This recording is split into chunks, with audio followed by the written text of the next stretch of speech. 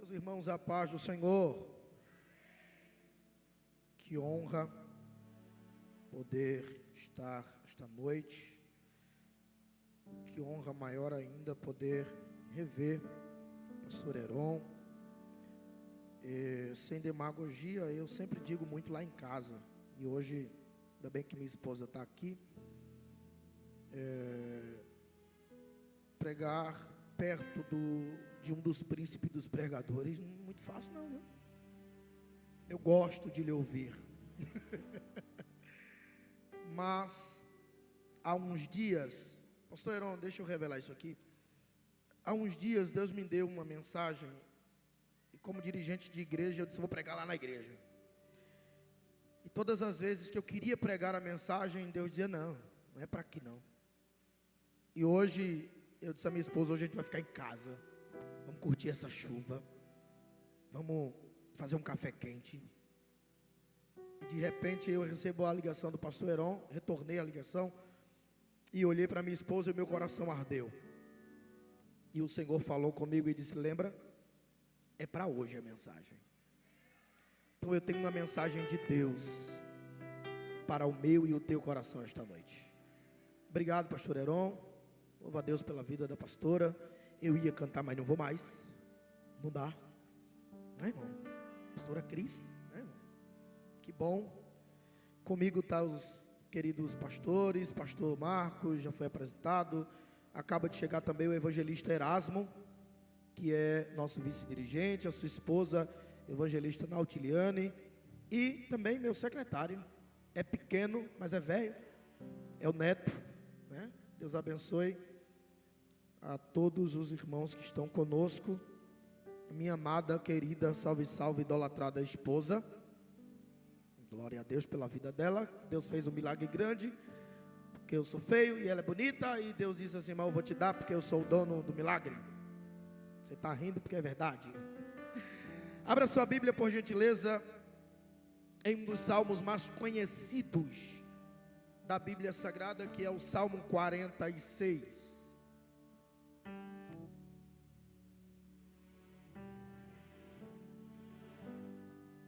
Salmo 46 e o verso de número 1.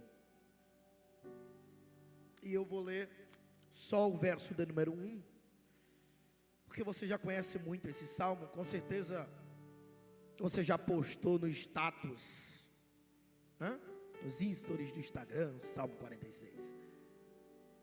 Todos acharam aí? Digam amém. Diz a palavra do Senhor. Deus é nosso refúgio e fortaleza. Repita comigo. Deus é refúgio e fortaleza. Socorro bem presente na adversidade ou na angústia. Repita comigo. Socorro bem presente na adversidade. Me empreste um pouquinho do seu tempo e eu não te canso.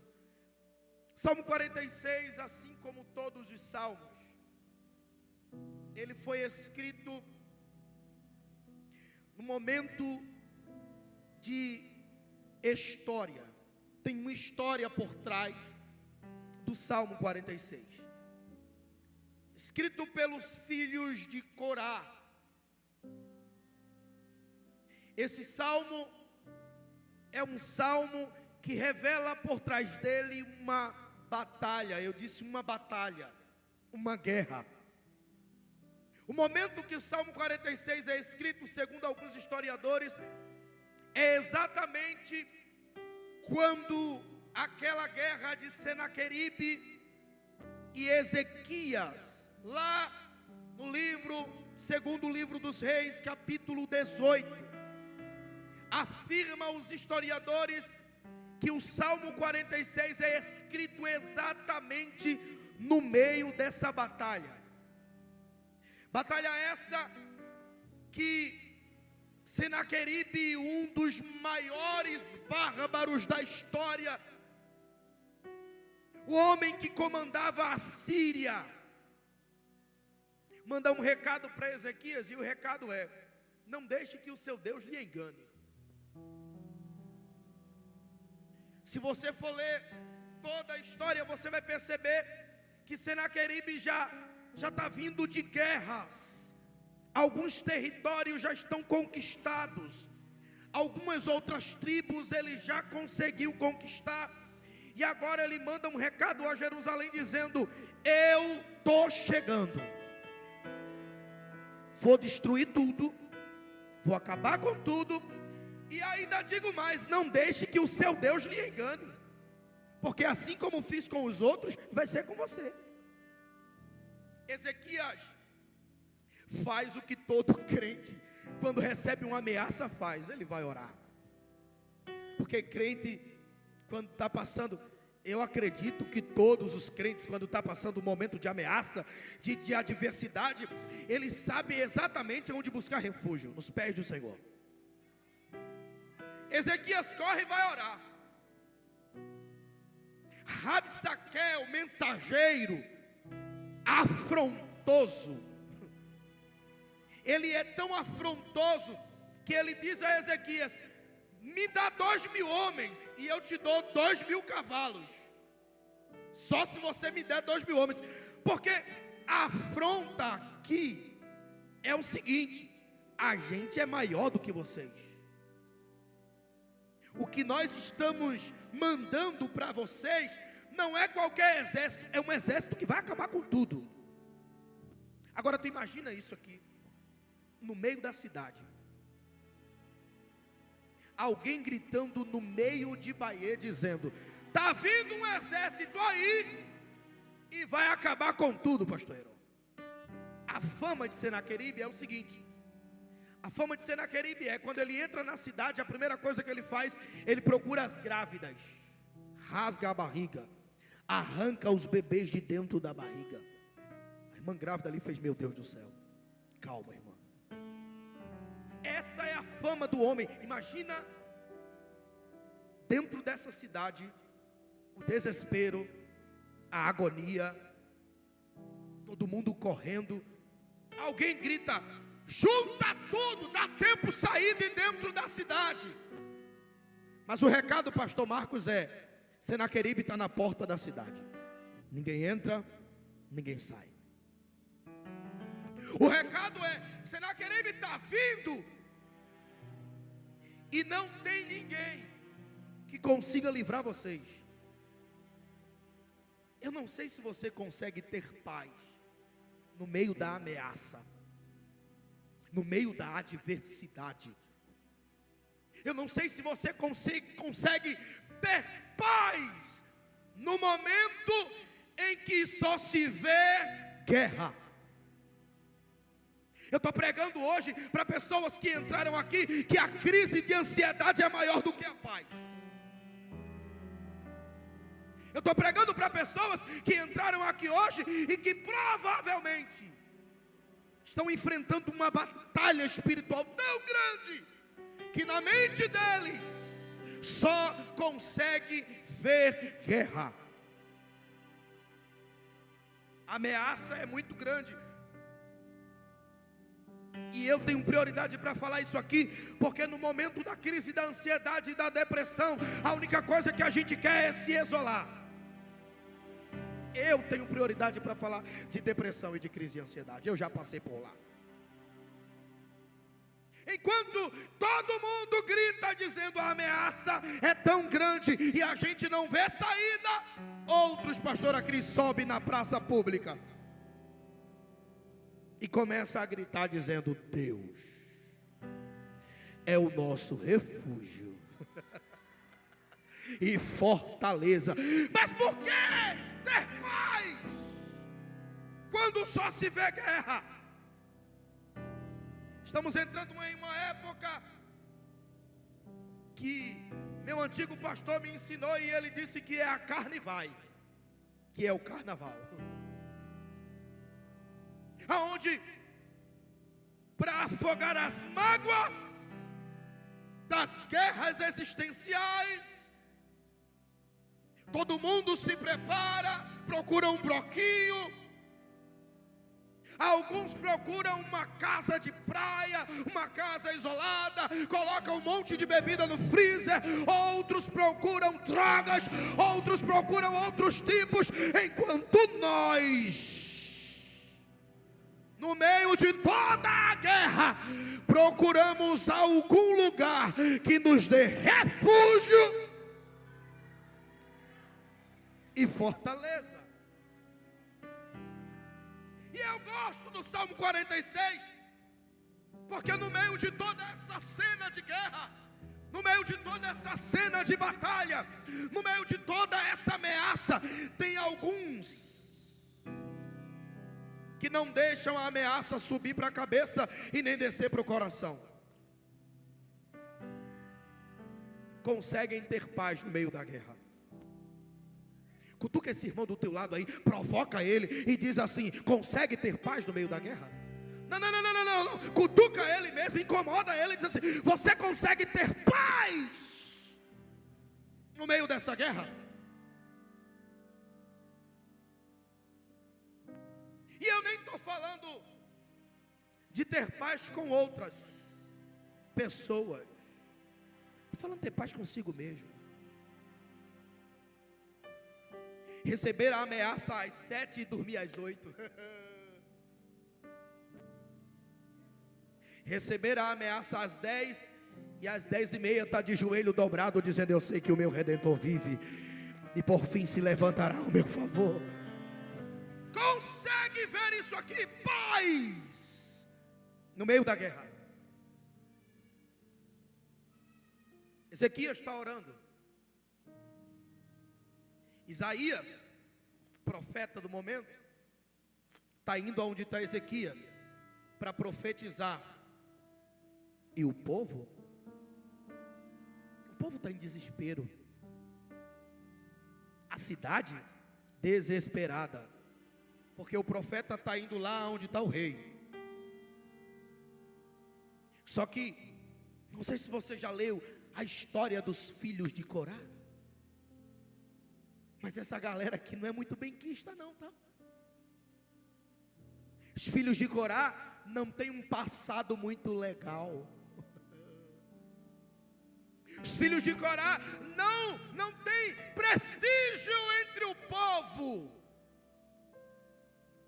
Mas enquanto muitos estão olhando e dizendo assim: a gente está em desespero, aqueles a qual muitos não dão valor estão em praça pública, de mão levantada, e dizendo: Deus é refúgio, fortaleza, socorro, bem presente no meio da angústia. E se você for decorrer o Salmo 46, você vai igual eu imaginar uma cena. Cena essa que parece que ninguém está dando ouvido, Marcos. Parece que ninguém está dando ouvido o que os filhos de Corá estão falando. No meio dessa guerra, o corre, a correria. Um grita de um lado, outro grita do outro, mas eles continuam dizendo: portanto, ainda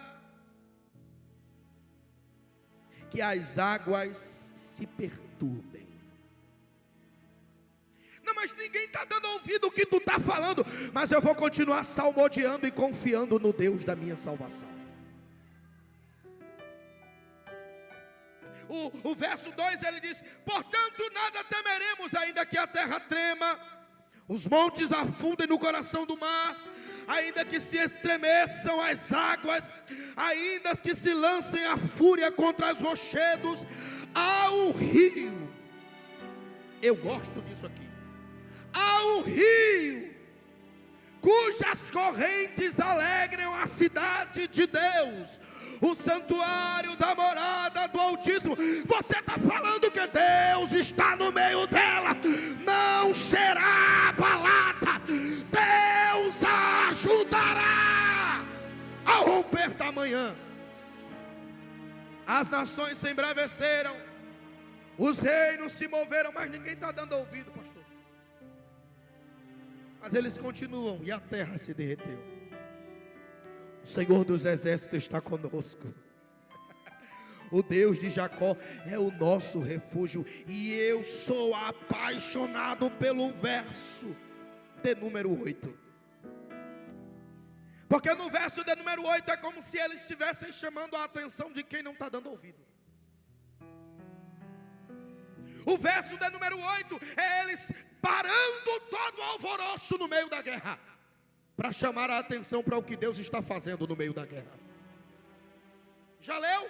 Vinde e contemplai as obras do Senhor. Que desolação tem feito na terra. Ele quebra o arco, ele corta a lança, ele queima os carros no fogo.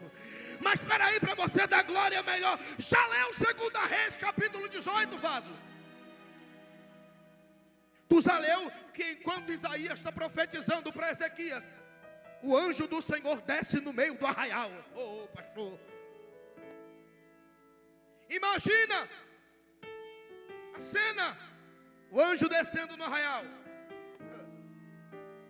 Um só anjo, 185 mil homens de Senaqueribe invadindo a cidade, e um só anjo com espada desembainhada, quebrando o arco, cortando a lança, queimando os carros no fogo, e o povo sem entender nada, mas os profetas salmodiando e dizendo: venham ver, enquanto vocês estão em alvoroço, nós estamos tendo paz no meio da guerra, porque quem tem paz no meio da guerra vê o que ninguém vê, usufrui do que ninguém consegue usufruir.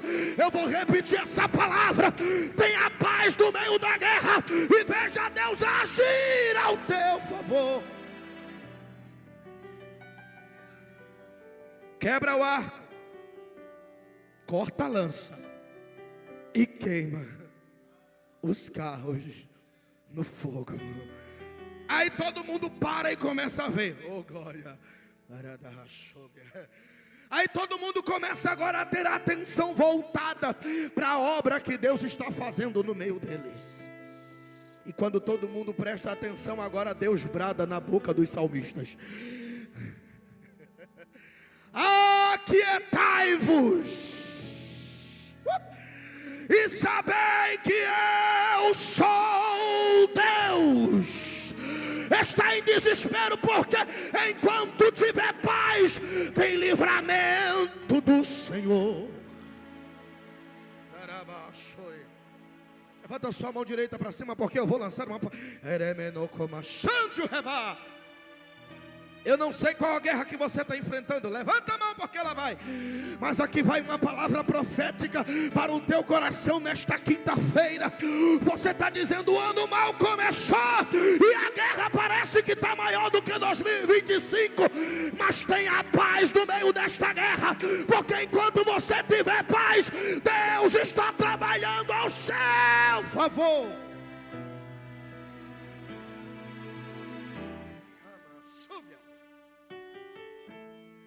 Entenda muito o que eu vou dizer aqui agora. Dá para ter paz se tiver confiança. Vou repetir isso. Dá para ter paz se tiver confiança. Que paz é essa que você não consegue dormir mais? Que paz é essa? Oh, meu Deus! Que paz é essa que você não consegue se controlar mais?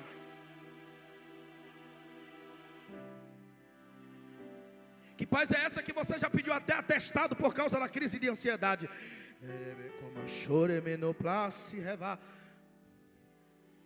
Não, irmão, é que eu não consigo mais ter paz. Parece que tudo desabou sobre mim. Confia em Deus.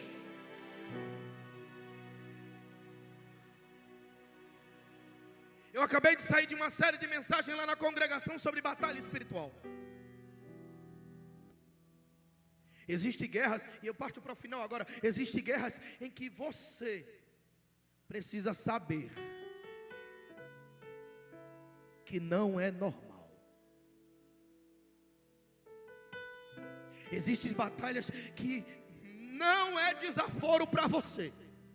Porque a oração de Ezequias, pastor Heron, a oração de Ezequias: ó Deus, não afrontaram pois a mim, mas a ti, Senhor. Irmão, deixa eu te dizer uma coisa. Quem sabe o Deus que serve não teme a guerra que vem.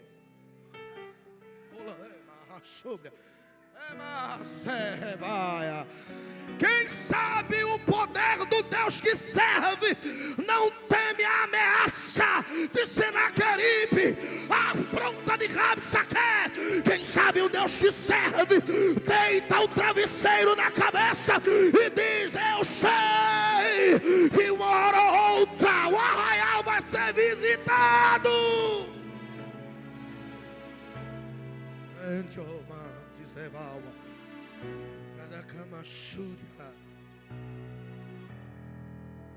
Eu fecho minha Bíblia, porque hoje Deus falou algo comigo e ardeu no meu coração. Já passei um momento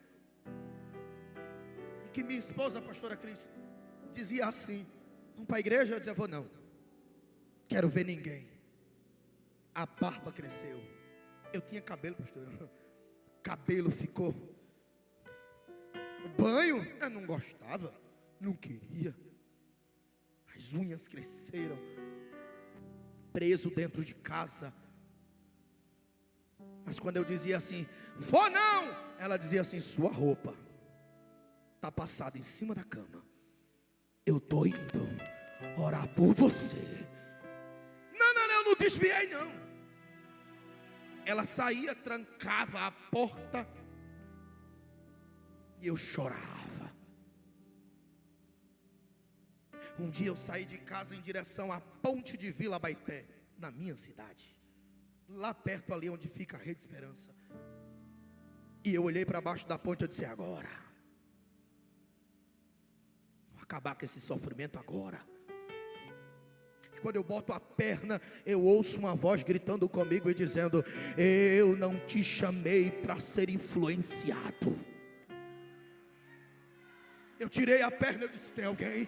Senhor, se for o Senhor que está falando comigo, fala de novo. E o Espírito Santo gritou dentro do meu ouvido e disse: eu te chamei para influenciar. Eu tirei a perna e disse: vou para casa. Se o Senhor quiser algo comigo ainda, mande alguém lá em casa hoje. E eu estou deitado quando de repente chega a tia Roberta Milena. Troca de roupa. Eu disse: vai para onde? Eu disse: para a igreja. Agora. Foi assim ou não, amor? Agora. Eu disse: não vou não. Eu disse: vai, porque Deus me mandou te buscar.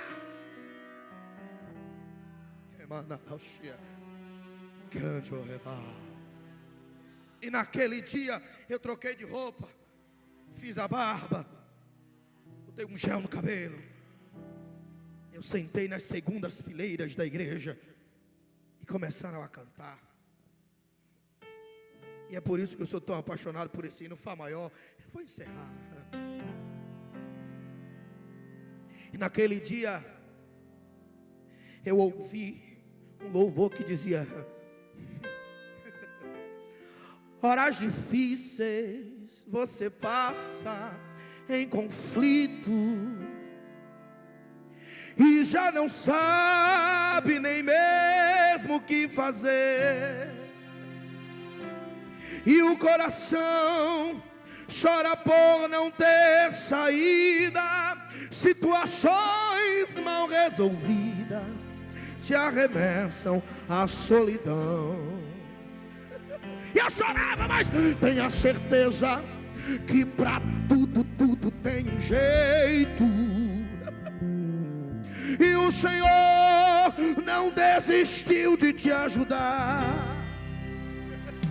Essa tua luta, a tempestade que não passa, mas não há o que Deus não faça para dar vitória ao filho seu. Deus abriu caminho para você passar. Acalma a tempestade, a fúria do mar.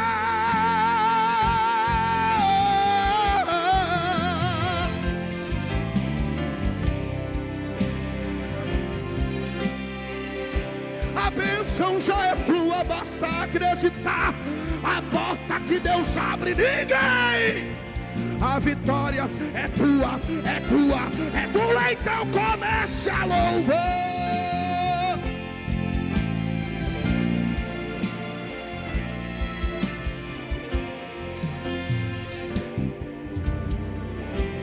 E naquele dia eu voltei para casa, pastor.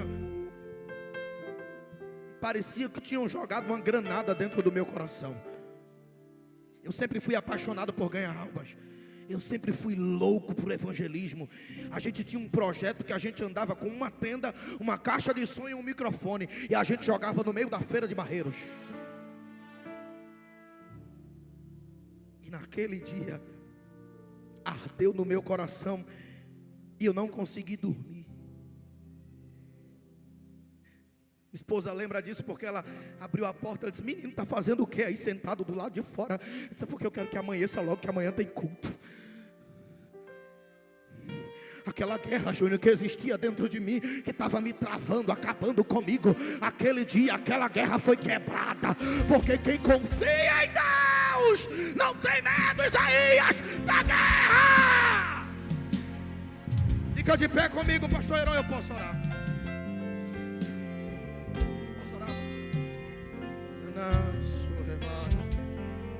Cara da cama andou de revar. Eremenombre face cando reclamando-se. Estou sentindo uma graça de Deus aqui para profetizar esta noite para pessoas que entraram aqui com uma guerra terrível travada e que disseram: eu não sei como é que vai ser amanhã, mas aqui vai uma resposta de Deus. O amanhã não pertence a você. Confia em Deus, confia mais, descansa mais, Ele vai prover. Descansa mais, Ele está provendo. Descansa.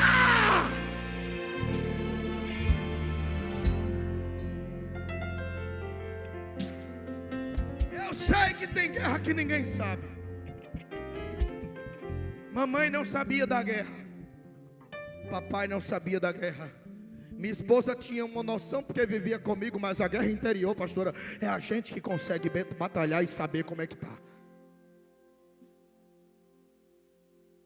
E eu não vim simplesmente por vir.